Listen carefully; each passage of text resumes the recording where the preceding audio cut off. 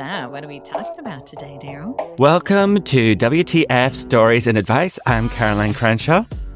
And I'm Daryl Gove. And I'm crazy. Are you one crazy? I'll show you crazy. You motherfucker. I'm trying to think of what I could say about you. I don't know. Damn you. I need to think of some insults for you. Most of them I would probably take as a compliment. I know. I'm trying to think of any. I can't think of any for you. But see, I am crazy and I love it about myself. I said to some client, that used to be one of my fears, is being called crazy. And now I love it and accept it. And he's like, you are kind of crazy. And I'm like, I know. Isn't it great? And he was like, it is actually. It's one thing I like about you is your craziness. And I'm like, good. See, that's the thing. We just need to embrace our negative traits. Like for you, what are the things you're afraid of being called then, Daryl? Used to not like being called short because I'm short. Mm-hmm. And so any things around that. But then I also kind of embraced that. Like I started calling myself Super Titch as my superhero name when I was like a kid.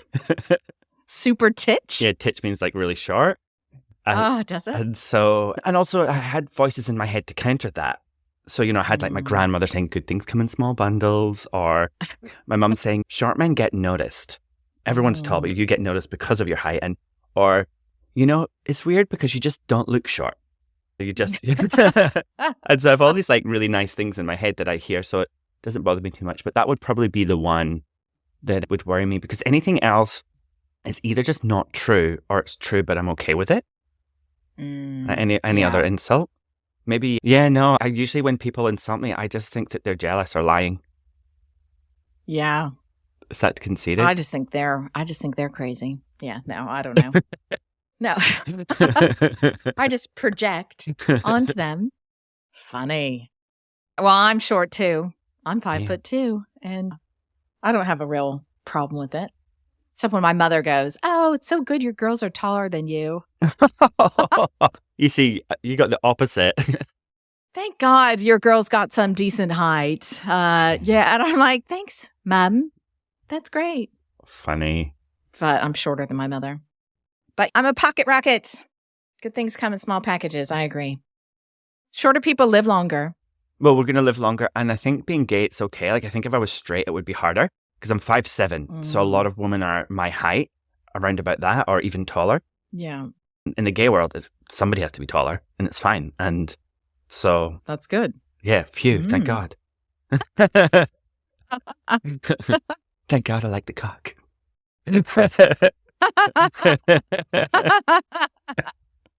No, you have to embrace your liking the cock traits, Daryl. Well, I think you have. There's no rejection of that trait in you. No. Okay, on to the show. Obviously, I am Caroline Cranshaw, and that is Daryl Gove. But you have a letter for us? Yes, I've got a letter, so I'll just jump right into it.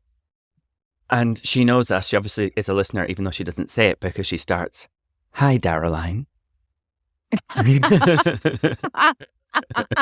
Yeah, so she's obviously listened. Yep. I hate to write another should I tell letter, but please, I need to ask you, should I tell? This has been eating me up inside and it's giving me diarrhea. And she spelled that D-I-A-R-E-A.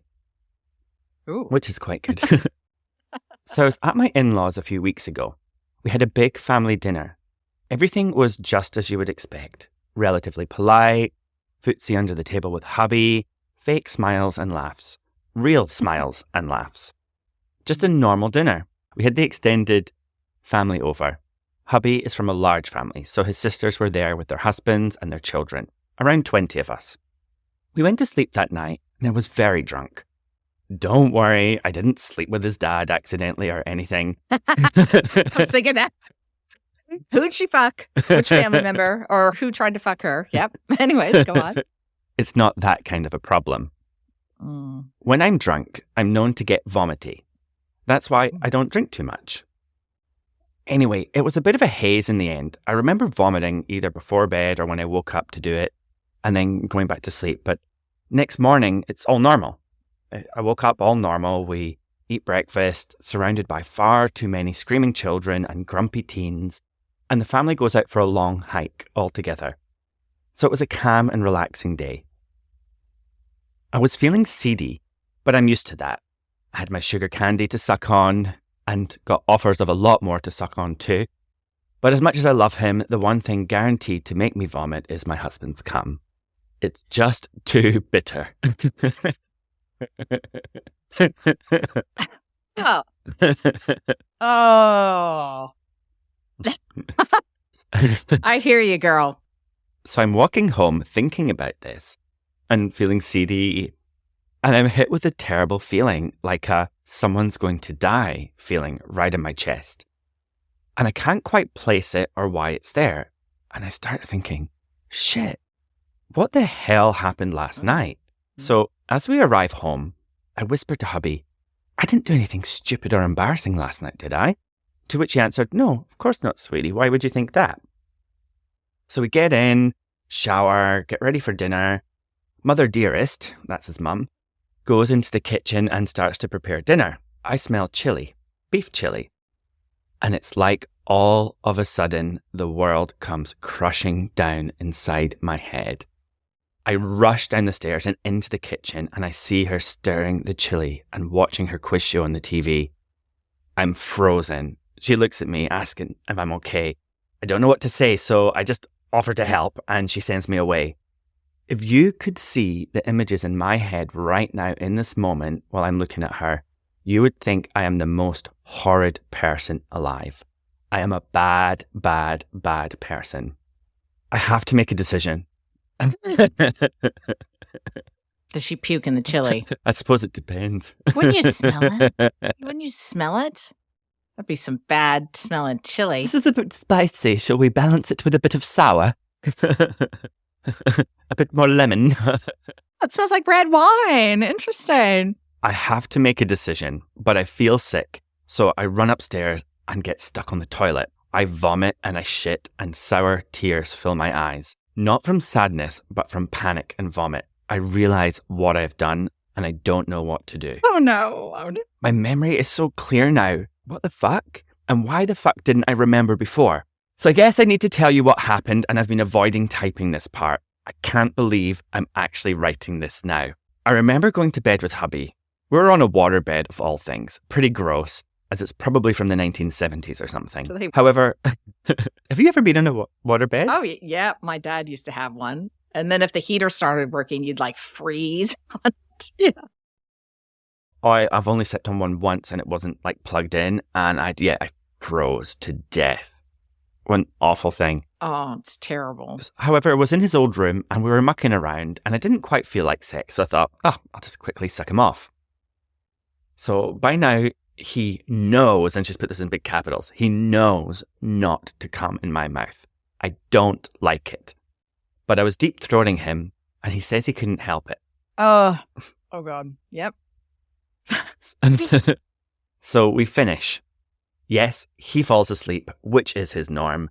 Don't worry, I get horny in the morning and make him do me if I'm not too hungover. I go downstairs for a glass of water. I always have that bitter taste that I mentioned, even if it goes straight down.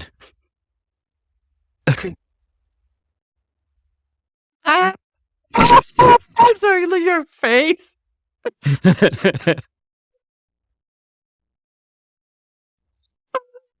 I'm too visual. Oh. Is that real? Unclean.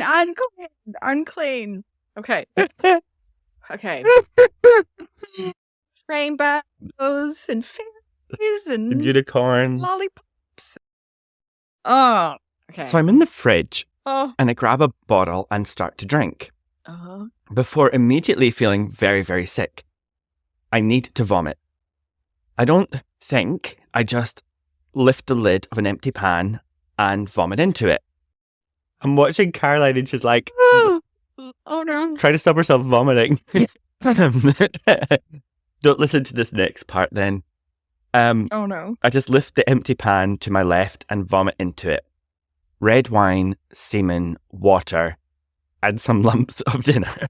What the fuck? After I finish injecting all sorts, sweat dripping down my brow, I realised that there was food in the pan. Yes, you guessed it.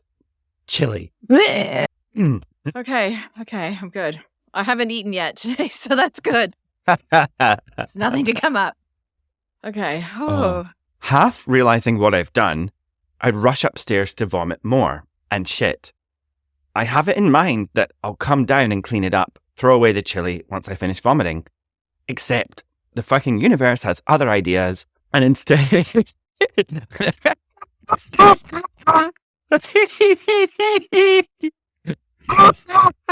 Terrible. Why did you pick this story? Because it's brilliant. I have a bad gag reflex. Oh.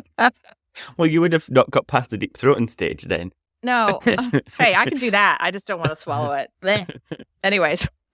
Yeah, it's just your excuse, isn't it? Oh, I have a gag reflex. I can't, sorry. It's like the fucking universe, she says, has other ideas. And instead, I get woken at 3 a.m. by my husband, who tells me to cuddle him, not the toilet seat, and brought me back to bed. I sleep, wake up, and don't remember till now. So, back to the day after. I'm upstairs, vomiting and shitting again. I swear, I find it impossible to put on weight. Can you believe that? Yes. Yeah. And I finish up, shower, and come downstairs ready to confess and get the chili thrown out. I will go and get us all a takeaway. But when I get down, they're all there at the table. Hey, hon, you don't mind that we started without you? Thought you wouldn't be hungry. Oh, no. They're all digging in, all of them, to the chili. All of them. All 20 of his lovely family. What do? I feel so bad. I feel awful. I'm a horrible, horrible person. Please help. Yours. And then just put her name, but I won't say. Take that shit to the grave. I don't think once they've eaten it, like, I'm assuming nobody died of food poisoning. Oh, you couldn't say, oh, by the way, I vomited up my husband's fucking cum and some red wine and some dinner into the chili and you guys all ate it. How's that? I mean, let's just think out of the box here. What if there were 2 chilies? What, there was like an old one left on the stove or something that just was thrown away, and that was another chili fresh from the fridge or something like that. That might be a brand new chili. Then she wouldn't be worried about it, would she? Would you want to know? Would you? If someone said to me, would you want to know that afterwards and you didn't notice and you didn't get sick, I would not fucking want to know because I don't think I would want to know. Would you want to know? Oh, by the way, you ate so-and-so's vomit and so-and-so's cum in the fucking chili. Would you want to know? Some things are better left unsaid. I've got a story about vomiting because I obviously can retch pretty easily, just as you've seen. I remember I was newly married in my 20s. And we went out with a bunch of cops, actually. My first husband's brother was a police officer, right? And they happened to be having some dinner, like right by where we lived. So we went out to dinner with like a big group of cops. And it was at an Indian restaurant. And I drank almost a bottle of wine myself because that's the type of person I was at the time. Mm-hmm. So I'd have tiki masala and a bottle of red wine, right? Got way too wasted, go home. I just remember going to bed, literally passed out cold. I wake up in the morning and I'm like, oh, it smells like fucking vomit in here. Like, what the hell? Mm-hmm. And I look by the bed and there's this fucking red streak across the cream fucking colored carpets. And I'm like, oh my God, I fucking have thrown up on the floor. And I'm like, holy shit. And so I go into the bathroom and there is vomit all over the bathroom, right? No. And I'm like, oh my God, there's red streaks on the wall, on the toilet. What? Yeah, like it was like a fucking murder scene. And I'm like, oh my God. And so I tried to clean that up, but I'm so sick. I'm like, what the hell? And then I just hear my husband from the other like bathroom going, what the? And I'm like, I stumble in because there's another bathroom and there's fucking vomit all over the bathroom. So 2 bathrooms I vomited all over. I have no memory of this at all. And then he's like, what the hell? And he goes into the spare room to get, I think we had some like rags or something in the closet in there. And he's, oh my fucking God. And there was like a bunch of boxes in this room of, he actually invented water bottles with filters in it. He came up with the idea and patented it. And so he was selling these water bottles. There was tons of boxes. There was vomit sprayed all over the fucking boxes, all over the floor. It goes down the hallway. I basically ran around the house spraying red wine and red tiki masala all over the house. We lost our bond on the apartment because it smelled? No, it stained the carpets. We went out and got carpet cleaners. We got it professionally cleaned. And there was still these like fucking, oh, it was so bad. Of course, red wine, you got to do it straight away. Otherwise it's going to... And you think red wine and like tomato-based Indian food combined, that set for hours. British food. Oh, and I have no memory of it. I thought I just went to bed. And I obviously had some type of blackout and ran around puking everywhere. See, you can relate. You sleep vomit. Yeah, I did. I don't think I've slept vomit since. I got better about my drinking after that. I think you're right. I think you were saying just before you wouldn't say anything like, would you want to know? But from the tone of her message, I think she knows that. And I think that's obvious, right? Don't tell them. They've done it. Nobody died. Like, even if there was food poisoning, it's chili, it's cooked. So it's going to kill any bacteria, hopefully. And so there's not much risk there. How they all ate it, gross. I mean, maybe she didn't say if she vomited a lot. Maybe it was just like a little vomit, like a little hit into this big, huge thing of chili. But however, what's eating at her is her conscience. I think she could tell her husband. Yeah, because I think tell him. And say, that's what you get for fucking coming down my throat when I tell you not to. Blame him. It's his fault. Like, it's all your fault. You know the rules, and there are consequences when you break boundaries. And I think you could tell him. And your priest. Yeah, if you feel like you need to tell somebody, I mean, you should be able to trust your partner to tell them, and just, maybe that's what she's doing here, like just getting it out. Yeah, well, I think that's the case in a lot of cases with our letters, isn't it? I know. It's turned into confession time, really, hasn't it? This podcast. It really, really has. Yeah, it really has. Give us your confessions. It's fine. Yeah. What the fuck confessions? I think that's what we need to change the podcast to. Yeah. You got to forgive yourself. We all do stupid shit. It's not like you intentionally vomited and stirred it in and were like, hey, you can eat it. Maybe like now you have power over all those people because they ate your vomit. I don't know. Or maybe he has power over them because they ate his semen. I don't know. I think, maybe tell your husband. You got to also, like, some people just have big fucking mouths, right? So if you tell somebody and then they announce it at the dinner table. I've had that happen to me a few times where I've like shared something with a partner and then they just fucking come out and tell everybody. And you're like, it's like between us. Yeah, somebody only gets to do that once, and I take a really clear note of the people that can't keep confidences, and they never get it again. Exactly. Yeah. It's just, and what's the motivation for that? To shame them or make them feel bad? Yeah. So if your husband's not a dick, then tell him. But you don't need to own up. I mean, there's nothing to be gained. In fact, I would go as far as saying it's selfish if you tell them, because everybody's going to suffer so that you feel better.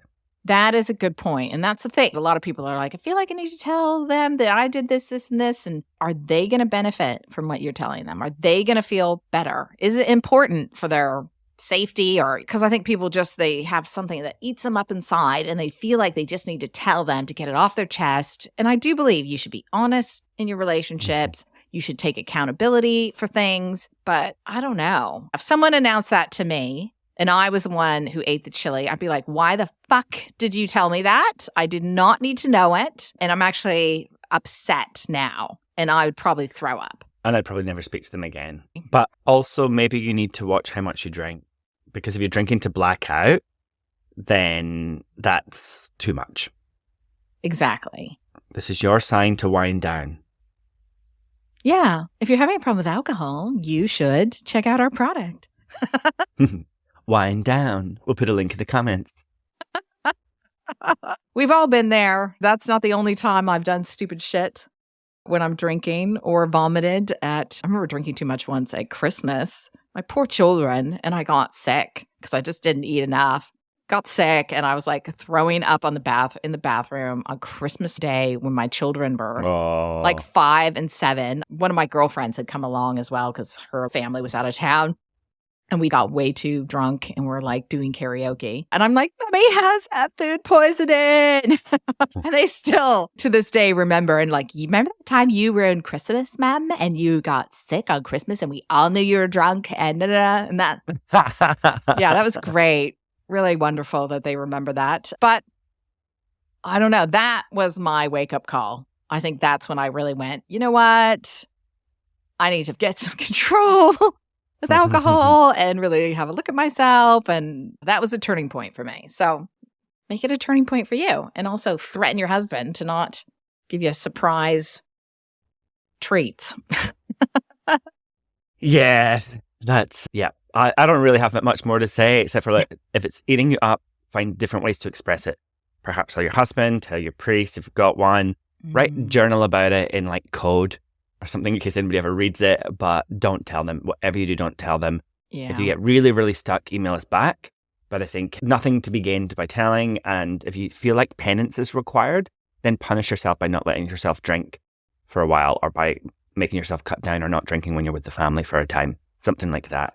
Or make them all a really nice dinner. Chili. And you are forgiven, my child. Here we go. You are forgiven. We forgive you. God forgives you. Your family forgives you. But don't tell them. The universe forgives her because obviously it's the fault of the universe, not her, because it put her in that situation. Well, like it put the chili right there. You got to take personal responsibility. But I think it's also, you always have to weigh up whether or not is this going to be helpful or harmful? And are they going to be like, oh my God, thank you for telling me that. I really appreciate that you were honest with me about the fact that you vomited into food and I ate so-and-so's cum along with that. That's great. I really feel great. Let's move on.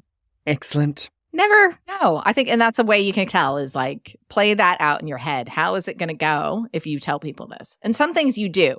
If you're going to be caught out, like it's too late, you need to front up, take responsibility, and don't make excuses when you confess something. It's like, I did this. I'm so sorry. I am ashamed. Please forgive me. It's not, I was really drunk and you did this and blah, blah, blah, blah. And that's why I did it. Because everything before the but is bullshit. And if somebody comes and has a security camera and they're like, hey, let's sit down and watch what happened in the kitchen last night, that's your time to confess. All right. Thanks, Caroline. Good to see you. Write to us at wtfstoriesandadvice@gmail.com. Like and subscribe, share the podcast. We're breaking records here and we need those numbers up just a little bit more. So thank you very much for sharing it with your best friends and listening. And we love you lots. Bye. Bye.